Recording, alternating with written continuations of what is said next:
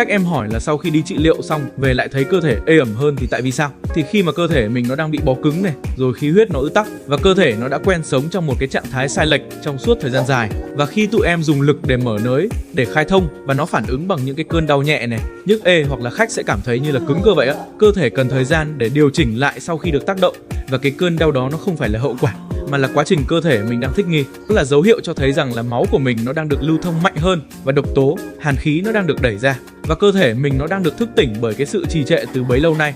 Và nếu mà mình lắng nghe cơ thể mình thì hôm sau mình sẽ thấy là mình ngủ ngon hơn này, cảm giác người nó sẽ nhẹ hơn này và vận động nó sẽ tự nhiên hơn. Hãy lắng nghe cơ thể của mình để mình có một sức khỏe tốt hơn nhé.